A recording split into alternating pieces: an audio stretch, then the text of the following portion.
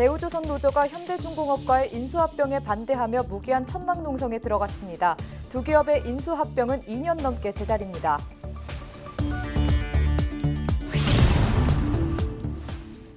경남에서 처음으로 가입비와 수수료가 없는 공공배달앱 배달올 거제가 첫 선을 보였습니다.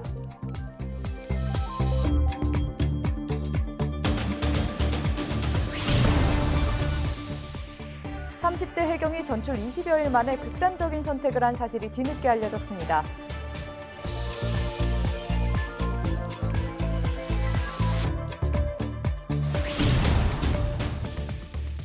경남도가 정부의 동남권 메가시티 급행철도 등 주요 철도망 노선을 국가계획에 반영해달라고 건의했습니다.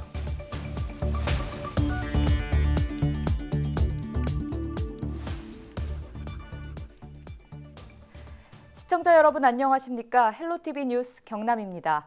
대우조선과 현대중공업의 인수합병이 2년 넘게 마무리되지 못하고 있습니다. 3일 대우조선 노조는 두 기업의 인수합병에 반대하며 무기한 천막농성에 들어갔는데요. 노조의 농성 이유와 함께 사측의 입장까지 자세한 내용 알아보겠습니다. 보도국 김영민 기자 전화 연결돼 있습니다. 네, 김 기자, 먼저 대우조선 노조가 농성을 펼친 이유에 대해 말해주시죠. 네, 대우조선 노조의 농성 이유는 현대중공업과의 합병 때문입니다. 노조는 이 합병이 불공정한 합병이라고 주장합니다. 그 이유로 대우조선의 최대 주주인 산업은행이 매각 당시 공개 입찰을 진행하지 않고 현대중공업에 일방적으로 매각했다는 건데요. 노조는 두 회사가 합병되면 구조조정으로 노동자들의 생존권을 위협할 것이라고 했습니다. 그렇게 된다면 대우조선이 있는 거제 지역을 중심으로 경남 지역의 침체로까지 이어질 수 있다고 말했습니다. 또 김경수 도지사에게 입장을 밝히기를 요구했는데요. 노조는 두 회사의 합병이 도민들의 생존권을 위협하고 있음에도 도지사는 노조와의 만남에서 중앙정부의 결정이라 어쩔 수 없다는 식의 입장을 밝혔다고 말했습니다. 네, 노조 측에서는 회사의 불공정한 합병 문제와 구조조정 문제를 지적하고 있는데요. 그렇다면 노조 측의 요청 사항은 뭡니까? 노조 측은 대우조선의 매각 철회를 주장하며 원점에서 재검토를 요구하고 있습니다. 자세한 내용은 신상기 대우조선 지회장 인터뷰를 통해 들어보시겠습니다. 지금 추진하고 있는 대우조선 매각을 원점에서 재검토해야 된다고 생각을 합니다. 그래서 이후에 조선산업을 살릴 수 있는 방안들을 정부 그리고 이해 당사자, 관계자들이 모여서 저는 심도 깊게 논의해야 되는 게 조선산업과 국가 기반 산업을 살릴 수 있는 대안이라고 저는 생각을 합니다. 네, 노조 입장을 들어봤습니다. 그럼 대우조선과 현대중공업 이 두 회사 측의 입장도 궁금한데요. 두 회사 모두 해당 사안에 대해 자세한 답변은 들을 수 없었습니다. 우선 인수하는 현대중공업은 현대 합병이 진행 중인 사안이기 때문에 확인해 줄 수 없다라는 답변을 받았고 대우조선도 해당 사안에 대해서는 말씀드릴 수 있는 내용이 없다고 밝혔습니다. 그럼 남은 합병 과정은 어떤가요? 두 기업이 합병되기 위해서는 한국과 중국, EU를 포함한 6개국의 기업 결합 심사를 통과해야 되는데요. 현재 중국을 비롯해 3개국에 대해서 승인을 받은 상황이며 한국과 일본, 그리고 EU의 심사를 앞두고 있습니다. 노조는 기업 결합 심사 결정이 얼마 남지 않은 시점에서 합병 반대를 위한 10만 서명 운동을 펼치고 있습니다. 또 김경수 도지사와 문재인 정부의 대우조선 매각 철회를 요구하며 경남도청 앞에서 무기한 천막농성을 벌일 예정입니다. 네, 김영민 기자와 함께 대우노조 천막농성과 관련해 이야기 나눠봤습니다. 네, 다음 소식입니다. 코로나19로 배달 음식에 대한 수요가 급증하고 있습니다. 그런데 소상공인들은 늘어나는 주문에도 마냥 웃을 수만은 없는 상황입니다. 민간 배달앱의 높은 수수료 부담 때문인데요. 거제시는 경남에서 처음으로 수수료가 없는 공공배달앱을 선보였습니다. 표영민 기자입니다. 거제의 한 식당. 벨소리와 함께 배달앱으로 주문이 접수됩니다. 직원들은 주문받은 음식을 도시락에 포장해 배달 대행 업체에 전달합니다. 식당에서 사용 중인 배달앱은 지난 1일 거제시가 출시한 공공 배달앱인 배달올 거제. 기존 민간 배달앱과 비교해 소개 수수료와 가입비가 없어 소상공인들에게 큰 힘이 되고 있습니다. 배달올 거제는 수수료도 없고 가맹비도 없어서 저희 가맹점주들은 되게 지금 환영을 하고 있거든요. 거제 시민들이 배달 올거제를 많이 이용해 주시면 저희들한테도 큰 힘이 되고 서비스도 많이 좋아질 것 같습니다. 코로나19와 조선업 불황으로 어려운 소상공인의 부담을 덜기 위해 만들어진 공공배달앱 배달올 거제. 경남에서는 처음 선보인 겁니다. 지금까지 거제 지역 462개 업체가 가맹점으로 등록했습니다. 공공배달앱은 광고료를 많이 낼수록 맨 앞에 소개되는 민간앱과 달리 주문자와 가까운 업체부터 이름이 뜹니다. 또 모바일 지역 화폐로 결제가 가능해 최대 10%의 할인 혜택까지 주어집니다. 우리 거제시의 배달올 거제를 이용해서 주문하고 배달을 시키고 할 수 있도록 적극적으로 홍보부터 시작해서 다양한 인센티브 등의 검토를 통해서 우리 많은 시민들이 배달올 거제를 이용할 수 있도록 적극적으로 대응해 나갈 생각입니다. 앞으로 해결해야 할 과제도 있습니다. 대규모 자본을 투입해 공격적인 마케팅으로 이용자를 유입하는 민간앱과 경쟁에서 승리해야 하기 때문입니다. 배달올 거제의 성공 여부가 경남 지역 공공 배달앱 확산의 기준점이 될 전망입니다. 헬로티비 뉴스 표영민입니다. 동구 좌천동의 일제강점기 시절 조국의 독립을 위해 헌신한 최천택 선생의 묘비가 있었습니다. 그런데 묘비가 있는 부지가 경매로 넘어가는 바람에 어쩔 수 없이 이전해야 했고 그동안 옮길 곳을 찾지 못해 주위에 안타까움을 샀는데요. 다행히 새로운 부지가 확보돼 묘비가 이전됐습니다. 보도에 김한식 기자입니다. 바다가 한눈에 내려다 보이는 증산 자락에 자리 잡은 묘비. 독립운동가 최천택 선생의 묘비입니다. 최 선생은 일제시대 박재혁 의사와 함께 부산경찰서에 폭탄을 투척했다 붙잡혀 옥고를 치른 뒤 풀려났습니다. 선생은 그 후의 삶도 송두리째 나라의 독립을 위해 바쳤습니다. 일제가 금지한 역사책을 나눠주거나 독립운동 자금 모금, 사회운동 등을 펼치다 무려 54차례나 구금됐습니다. 이 같은 공로를 인정받아 지난 2003년 건국훈장 애족장이 추서됐습니다.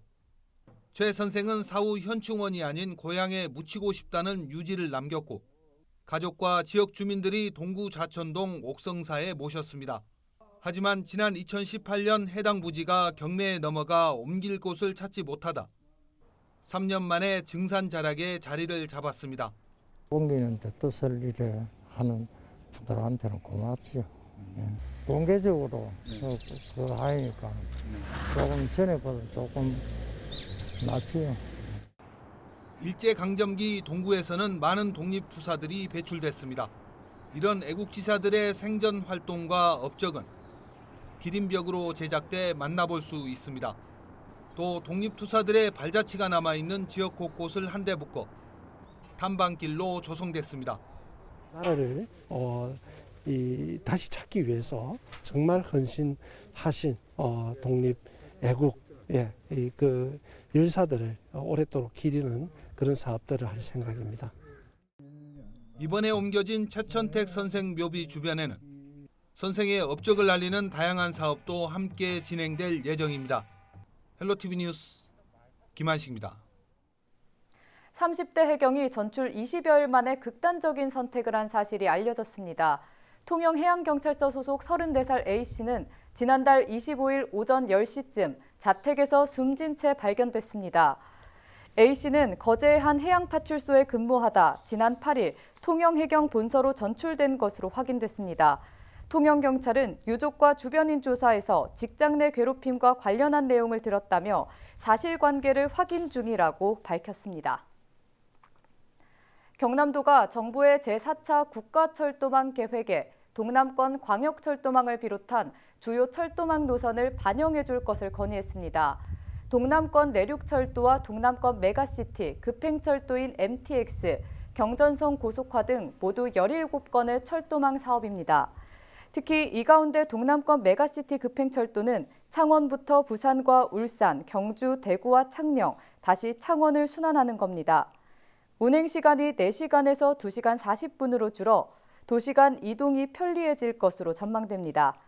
경남도는 동남권 광역철도망이 정부 계획에 최대한 반영될 수 있도록 지역 국회의원들과 함께 힘을 모으겠다고 밝혔습니다.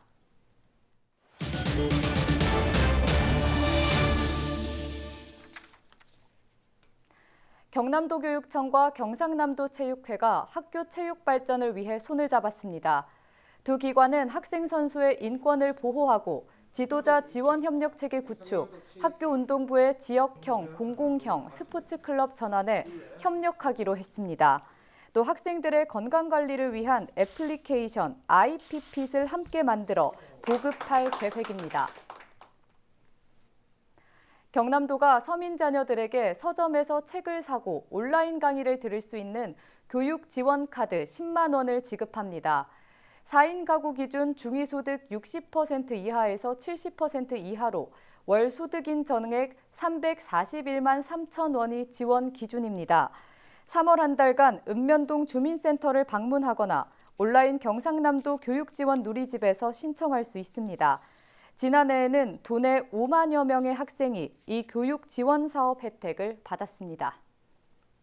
창원시가 국제 우호도시 러시아에 방역용 KF94 마스크 15,000장을 보냅니다. 이 마스크는 노태철 모스크바 국립심포니 오케스트라 객원 지휘자가 창원시에 기탁한 겁니다. 마스크는 러시아 야쿠츠크시에 살고 있는 고려인 동포와 시민들에게 전달될 예정입니다. 한편 창원시는 지난 1999년 러시아 야쿠츠크시와 우호도시 결연을 맺었습니다. 김해시가 김해 시민 모두를 대상으로 자전거 보험에 가입했습니다. 이 보험은 외국인 등록자를 포함해 김해에 주소를 둔 시민이면 별도의 가입 절차 없이 누구나 가입됩니다. 보장 기간은 3월 22일부터 1년이며 이 기간 김해 시민은 자전거 관련 사고가 발생하면 지역에 상관없이 보험을 적용받게 됩니다. 자전거 사고로 사망이나 장애를 받을 경우 최대 1,000만 원, 부상은 최고 60만 원까지 치료비가 보장됩니다. 창녕군이 신앙송이 있는 이색 정례조회를 열어 눈길을 끌었습니다. 창녕군은 90여 명의 직원이 참여한 3월 정례회의에서 보고 형식을 벗어나 신앙송이 있는 회의를 진행했습니다. 이날 회의에는 창녕 문인협회 송미령 시인이 참여해 자신이 자작시 2편을 직접 낭송했습니다. 신앙송 회의는 코로나 우울을 극복하기 위해 펼쳐지고 있는 군민 책 읽기 운동과 연계해 열렸습니다. 창원시와 동전산단에 입주할 8개 기업이 투자 협약을 맺었습니다. 국성 ENG와 상신테크, YK유통 등 8개 기업은 오는 2023년까지 약 251억 원을 동전산단에 투자하고 71명을 신규 고용할 계획입니다. 창원시는 8개 기업 이외에도 추가로 입주할 기업이 있어 지역 경제 발전과 일자리 창출에 크게 기여할 것으로 내다보고 있습니다. 창원시 의창구 북면 동전리 일원에 조성되는 동전산단은 이날 중 1단계 사업 준공을 앞두고 있습니다. 제55회 납세자의 날을 맞아 창원시가 지역의 성실한 납세자에게 감사패를 수여했습니다. 부영주택과 한국철강 등 기업 2곳과 최웅길 메트로병원 원장, 차재욱 하나GNS 대표, 류만열 통평테크 대표 등 개인 3명이 올해 성실 납세자로 선정됐습니다. 성실 납세자는 앞으로 2년간 지방세 세무조사를 유예받는 등의 혜택을 받습니다. 고성군 옥천사의 지난 100년을 담은 옥천사 근현대 역사사진전이 열립니다.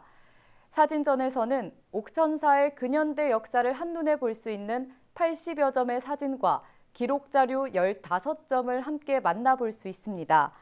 일제강점기 옥천사 초대 주지를 지낸 서흥 스님과 친일 불교 척결운동에 앞장섰던 문성 스님 등 옥천사를 대표하는 큰 스님의 사진들도 전시됩니다. 옥천사 근현대 역사사진전은 오는 3일까지 옥천사 성보박물관 전시실에서 열립니다.